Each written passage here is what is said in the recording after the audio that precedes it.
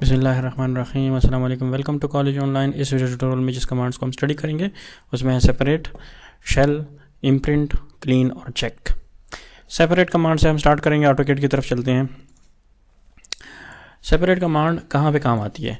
Separate command को पहले समझ लें कि मतलब क्या है। सेपरेट का मतलब यह है कि एक दूसरे से दो ऑब्जेक्ट्स को आपस में अलग करना।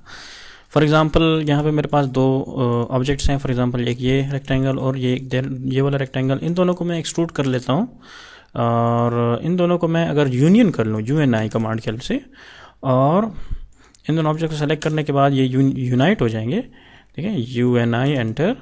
इन दोनों को मैंने सेलेक्ट किया, एंटर का बटन प्रेस किया। अब देखें ये दोनों ऑब्जेक्ट्स एक दूसरे के साथ मिल गए लेकिन अलग हैं। ठीक है ना, अलग अलग ऑब्जेक्ट्स हैं, आपस में मिल गए, अब एक साथ ये मूव होंगे। अगर आपने इस तरह से इन ऑब्जेक्ट्स को आपस में जो मिला लिया है, अगर आपने इनको दोबारा अलग अलग करना है, सेपरेट करना है आपस में, तो आप इसको सेपरेट कर सकते हैं with the help of solid editing separate command. इसको यूज़ करने के लिए आपने क्या करना है, यहाँ पे आएंगे और यहाँ पे आने के बाद यहाँ पे इस ड्रॉप डाउन को क्लिक कर लेंगे और इसमें से आप सेपरेट कमांड को क्लिक कर लें और यहाँ पे इन ऑब्जेक्ट को सेलेक्ट कर लें। ऑब्जेक्ट को सेलेक्ट करने के बाद जैसे एंटर का बटन प्रेस करेंगे तो ये दोनों आपके सामने 2 मरतबा एंटर प्रेस करना पड़ेगा। फिर उसके बाद आपने इस ऑब्जेक्ट को सेलेक्ट कर लेना है। तो देखिए यहाँ पे ये सेपरेट हो गया। तो सेपरेट कमांड यूज़ होता है अगर आपने यूनियन इस्तेमाल किया हुआ है या सब्ट्रैक्शन की हुई है और दो अलग अलग ऑब्जेक्ट्स हैं और वो सब्ट्रैक्शन के बाद एक ऑब्जेक्ट बन जाते हैं, तो आपने उनको अगर अलग करना है तो आप with the help of separate command कर सकते हैं। नेक्स्ट कमांड जो है उसमें है हमारे सामने शेल कमांड। शेल कमांड बहुत इंपॉर्टेंट कमांड है। शेल कमांड के लिए इस्तेमाल कर सकते हैं हम किसी भी ऑब्जेक्ट के फ्रेम को बनाने के लिए। अब यहाँ पे फॉर एग्जांपल लेट्स सपोज मेरे पास ये एक ऑब्जेक्ट है डोर का। ठीक है, सिंपल बॉक्स हमने बनाया था डोर के लिए। अगर मैंने इस डोर का फ्रेम बनाना है, ठीक है ना, तो मैं शेल कमांड से बना सकता हूँ। शेल बेसिकली एक ऐसी कमांड जो कि हमें एक ऑब्जेक्ट का हॉल बना के देता है। जैसे कि शेल का मतलब है हॉल। अंडा जो है वो एक ऊपर, उसके ऊपर जो जली बनी होती है उसको शेल कहते हैं। ठीक है ना, उसके अंदर अंडा आपको नजर आएगा। लेकिन इसी तरह से अगर आपने इस कमांड का फ्रेम बनाना है तो आप शेल कमांड की हेल्प से बना सकते हैं। शेल कमांड को यूज़ करने के लिए आपने सॉलिड एडिटिंग कमांड की, सॉलिड एडिटिंग जो कमांड लाइन के अंदर हम टाइप करते हैं उससे भी आप यूज़ कर सकते हैं, SOLID EDIT, या आप यहाँ पे बी टाइप कर लेंगे बॉडी, और बॉडी में फिर एस फॉर शेल यहाँ पे क्लिक कर लेंगे। फिर जैसे आप टाइप करके इस ऑब्जेक्ट को सेलेक्ट कर लेंगे तो सिलेक्शन के बाद फिर आपसे कमांड लाइन पे कहेगा ऑटोकैड रिमूव फेसेस। कौन से फेसेस ऐसे हैं जिसको आपने रिमूव करना है? तो मैं अगर नीचे वाले फेसेस को रिमूव करना चाहता हूँ तो मैं यहाँ पे H के ऊपर क्लिक कर लूँगा। अब ये फेस रिमूव हो गया। इसी तरह यहाँ पे आके इस फेस के ऊपर, इस H के ऊपर क्लिक कर लेता हूँ तो अब 2 फेसेस रिमूव हो गए। अभी देखें 2 faces found 1 remove, 2 faces found 2 remove. ये वाला फेस रिमूव हो गया और नीचे वाला, इसी तरह ये वाला फेस और ये वाला H। तो बाकी जो है सिलेक्टेड है, इसको मैं यहाँ पे एंटर का बटन प्रेस कर दूंगा। ठीक है ना, और फिर एंटर का बटन प्रेस करने के बाद आप क्या करेंगे, यहाँ पे आप टाइप कर लेंगे 2 इंच टाइप करके एंटर करेंगे तो आप इस तरह से फ्रेम बना सकते हैं। ठीक है ना, तो ये आपके पास डोर का फ्रेम आ गया। अब अगर हमने विंडो का फ्रेम बनाना है, विंडो का फ्रेम बनाने के लिए फॉर एग्जांपल इस विंडो का मैंने फ्रेम बनाना है तो इसको मैं यहाँ से कॉपी करके यहाँ पे ले आता हूँ और इसको फ्रेम बनाने के लिए मैं क्या करूँगा, यहाँ पे क्लिक करके शेल को सेलेक्ट कर लेंगे और शेल को सेलेक्ट करने के बाद ऑब्जेक्ट को सेलेक्ट कर लेंगे। फिर उसके बाद हम इस फेस के ऊपर क्लिक करेंगे। इस फेस को क्लिक करूँगा तो ये फेस सिर्फ डीसेलेक्ट होगा, लेकिन अगर आप H के ऊपर क्लिक करेंगे तो H के साथ जितने भी फेसेस हैं वो डीसेलेक्ट हो जाएंगे। ठीक है ना, ये ऊपर वाला और ये साइड वाला। तो अगर मैं इसको क्लिक करूँगा तो सिर्फ ये फेस डीसेलेक्ट होगा और इसी पॉइंट पे मैं दोबारा क्लिक करूँगा तो जो बैक साइड पे जो फेस है वो डीसेलेक्ट हो जाएगा। ठीक है ना, 2 फेसेस रिमूव हो गए। ठीक है, और अब मैं क्या कर सकता हूँ, यहाँ पे यहाँ पे एंटर टाइप करेंगे, फेसेस जब आपकी सेलेक्ट हो जाएंगी आपने यहाँ पे दोबारा एंटर प्रेस करना है। फिर उसके बाद आपसे कमांड लाइन पर ऑटोकैड पूछेगा enter the shell offset distance. यहाँ पे मैं टाइप कर लूँगा, 2 इंच। तो 2 इंच का ऑफसेट मैंने दे दिया और ये मेरे पास फ्रेम आ गया। तो बहुत इंटरेस्टिंग कमांड है, बहुत इंपॉर्टेंट कमांड है। फॉर एग्जाम्पल यहाँ पे देखें, मैं यहाँ पे एक रेक्टेंगल बना लेता हूँ और इसको मैं एक्सट्रूड कर लेता हूँ 10 फीट। ठीक है, और मुझे यहाँ पे ये एरिया ओपन चाहिए तो आप इसको शेल कमांड से ओपन कर सकते हैं। ऑब्जेक्ट को सेलेक्ट कर दिया, एंटर का बटन प्रेस किया, इसको मैंने क्लिक किया, दोबारा देखें shell select object, enter press नहीं करना, आपने इस फेस को सेलेक्ट कर लेना है, फिर यहाँ पे आना है, इस फेस को सेलेक्ट कर लेना है।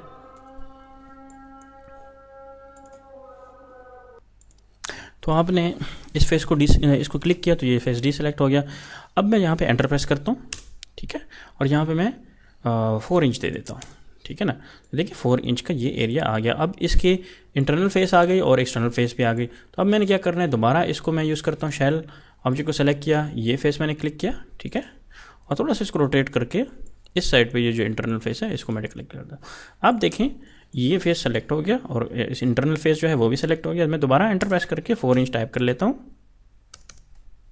4 इंच एंटर।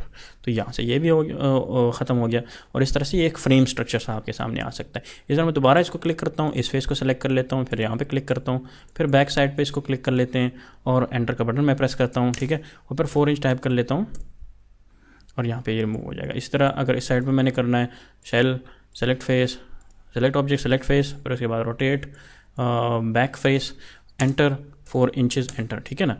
अब इस तरह से टॉप से अगर मैंने इसको खाली करना है तो आप इसको इस तरह से खाली कर सकते हैं, ठीक है। तो ये तरीका था शेल कमांड को यूज़ करने के लिए। इसी तरह अगर मैंने नीचे से करना है इसको ओपन, यहाँ पे सेलेक्ट करें, ऑब्जेक्ट को सेलेक्ट करें, इसको यहाँ पे क्लिक किया, नीचे आएँ और नीचे की तरफ इसको क्लिक करें और एंटर का बटन प्रेस करें और 4 इंच टाइप कर लें, 4 इंच, और ये नीचे से इस तरह से ओपन हो जाएगा। तो इस तरह से ओपन आप कोई सा भी डिज़ाइन बना सकते हैं इस शेल कमांड को यूज़ करते हुए।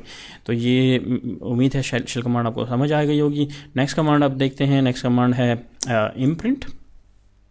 इम्प्रिंट कमांड एक ऐसी कमांड जिसको हम यूज़ कर सकते हैं किसी भी एक शेप को बनाने के बाद हम चाहते हैं कि ये एक शेप या ये लाइन मेरे इस ऑब्जेक्ट के ऊपर एम्बेड हो जाए, या मेरे ऑब्जेक्ट के अंदर एम्बेड हो जाए, या इस फेस को ये एक से ज़्यादा पॉलीगॉन्स में डिवाइड कर दे ताकि मुझे आसानी हो इसको मटेरियल असाइनिंग के लिए। तो इसके लिए हम इम्प्रिंट इस्तेमाल करते हैं, ठीक है ना। मटेरियल असाइनिंग कैसे होती है उसको हम बाद में देखेंगे, लेकिन पहले मैं आपको बता देता हूँ कि ये इसको हम कैसे इस्तेमाल करते हैं। सिंपल, आपने यहाँ पे फॉर एग्ज़ाम्पल ये एक शेप में सेलेक्ट कर लेता हूँ, पॉलीलाइन मैंने टाइप किया, ठीक है, और यहाँ पे मैं इसको पकड़ के और यहाँ पे टॉप व्यू पे ले आता हूँ, ठीक है, ये शेप आ गया। अब मैं चाहता हूँ ये शेप जो है इसका जो कुछ हिस्सा है वो इस ऑब्जेक्ट के ऊपर इम्प्रिंट हो जाए। तो आपने क्या करना है, यहाँ पे आना है और इम्प्रिंट के ऑप्शन को सेलेक्ट कर लेना है, ठीक है, फिर उसके बाद आपने इस सॉलिड ऑब्जेक्ट को सेलेक्ट कर लेना है। कमांड लाइन पे जो आपको इंस्ट्रक्शंस देगा ऑटोकैड, आप उसी इंस्ट्रक्शन को फॉलो करते हुए वो स्टेप्स परफॉर्म करते जाएं तो आपका वो कमांड कंप्लीट हो जाएगा।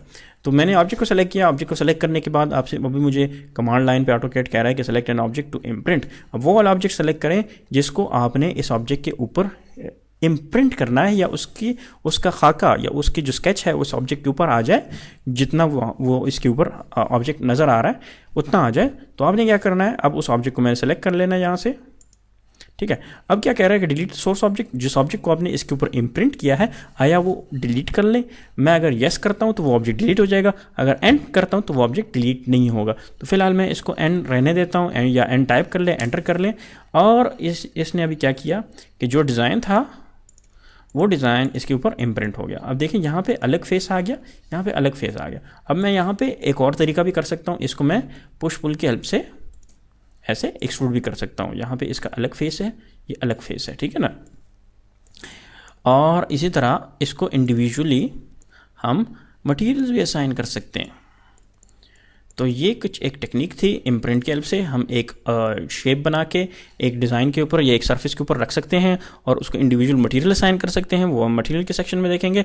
और इस तरह इंडिविजुअली उस फेस को इंडिविजुअल अलग अलग एक्सट्रूड भी कर सकते हैं with the help of press pull command, ठीक है। नेक्स्ट कमांड की तरफ चलते हैं। क्लीन कमांड के लिए हम क्लीन कमांड इस्तेमाल होती है एक्स्ट्रा जो वर्टिसेस हैं या कुछ एक्स्ट्रा एजेस जो हैं वो इसमें हों तो वो इसको हम इसके हेल्प से रिमूव कर सकते हैं। चेक कमांड इस्तेमाल होती है, बेसिकली आपकी ये जो सॉलिड ज्योमेट्रिकल शेप जो है उसको चेक करता है कि इसमें कोई गलती तो नहीं है। इसका कुछ अपना एल्गोरिदम है, उसकी बेस पे आप को ये चेक करके दे देता है कि ये ऑब्जेक्ट जो है या ये सॉलिड ज्योमेट्री जो ऑब्जेक्ट है ये बिल्कुल ठीक है। देखें अगर इसके ऊपर हम माउस पॉइंटर लेके आएँ तो आपको बताएगा validates the geometry data in a 3D solid. This option is used as a debugging tool. ये आपके 3D ज्योमेट्री को डीबग करता है, उसमें से गलतियाँ निकालता है to compare stages in a high complex 3D solid model. यानी कि आपका जो मॉडल है उसमें से जो बग्स है, एरर्स है, वो आपको निकाल के दे देता है। वैलिडेट ज्योमेट्री को आपको करेक्ट करके या उसकी करेक्शन को चेक करता है, ठीक है ना। तो इस वीडियो में यहाँ तक ही, मिलते हैं नेक्स्ट वीडियो में।